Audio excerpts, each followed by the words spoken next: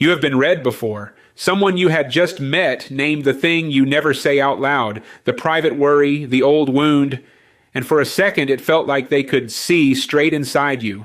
Maybe it was a stranger at a party. Maybe it was someone selling you certainty, and you leaned in, because being understood that fast is intoxicating. Here is what I want you to know. That was not a psychic act. It was a skill, one that can be learned and one that can be run on you. This channel is called The Cold Read for a reason. Today I am going to teach you the real version, so the next time it happens, you are the one who sees it coming. I am going to show you what cold reading actually is, the honest skill underneath the parlor trick, how a real profiler reads a person. You start by building a baseline. You read clusters instead of single tells, and you learn the hard ceiling on how much anyone can truly know.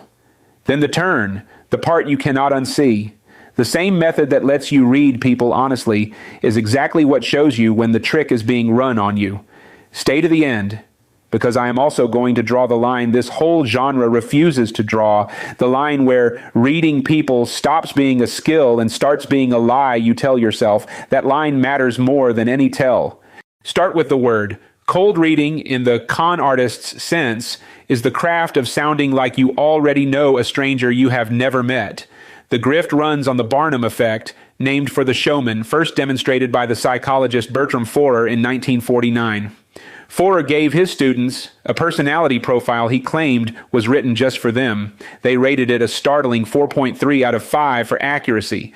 Every student had been handed the exact same paragraph, lines Forer had copied out of a newsstand astrology book.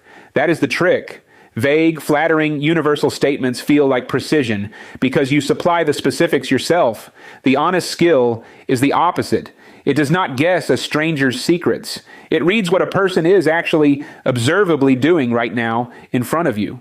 So here's the first move a real profiler makes, and it is the one the grifter skips. Establish a baseline.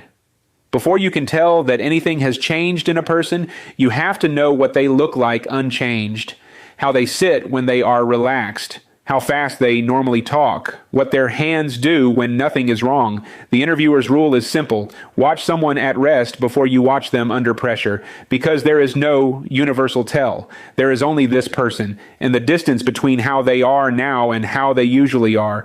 A man who fidgets constantly is not nervous when he fidgets. He is nervous when he suddenly goes still. Miss the baseline and you are not reading him. You are reading yourself. The second move, read clusters. Never a single tell. One crossed arm is a cold room or a comfortable habit or a bad chair. It is not a confession, meaning lives in the pile-up, several signals in the same direction, arriving together right at the moment a specific subject comes up. The pause and the touched neck and the shift away and the suddenly shorter answers all at once, all when you mention the same name.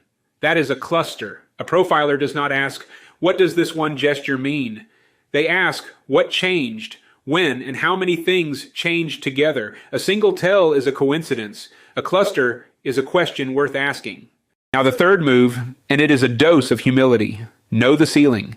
When researchers pooled decades of studies, over 200 of them, more than 20,000 people, the average person's ability to tell a lie from the truth came out to about 54%. A coin flip is 50. Trained, untrained, confident, cautious, we land barely above chance. And the single most popular tell on earth is simply wrong. Ask people anywhere how you spot a liar, and the answer across 75 countries is the same. They will not meet your eyes. Except the research on real liars finds that gaze aversion is not a reliable sign of anything. Practiced liars hold eye contact on purpose because they know you are watching for the opposite. The tell everyone trusts is the one that fails. Here is the turn. Put those three moves together, baseline, clusters, the honest ceiling, and look at what you are really holding. It is not a lie detector. It is a discomfort detector. You can see that something shifted in a person. You cannot see why. And the instant you understand that, you understand the con. Because the cold read artist, the psychic, the manipulator, the too smooth stranger is running these same instruments in reverse. They watch your baseline. They read your clusters, the flicker of recognition when they land near something true. They feed you Barnum lines and let your own face tell them which ones to keep. Learning to read people honestly is the same thing as learning to see when someone is reading you. You cannot have one without the other. So here's the line, because this is where these videos usually start lying to you. None of this is mind reading. It is probability, and probability is not proof. A racing pulse, a broken gaze, a story that comes out shaky, every one of those is far more often fear or grief or an awkward person having an ordinary bad moment than it is a lie. Nervous is not guilty, different is not deceptive. Reading a cluster tells you where to ask a gentle question, never who to convict. The moment you use a tell to accuse someone, you have stopped profiling and started projecting, and you will be wrong most often exactly when you feel most certain. The honest reader holds it loosely. The grifter is the one who sounds sure. So how do you actually use this?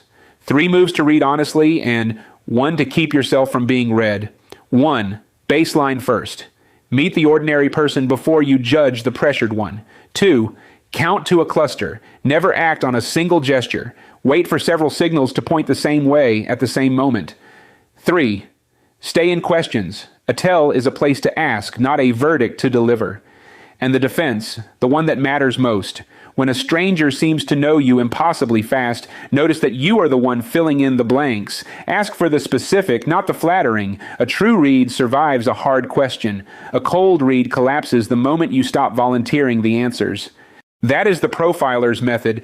Baseline, clusters, a hard ceiling on certainty, and the quiet truth that the skill of reading people is really the skill of not being fooled by anyone who claims to. But there is a harder question sitting underneath this one. Not how the trick works.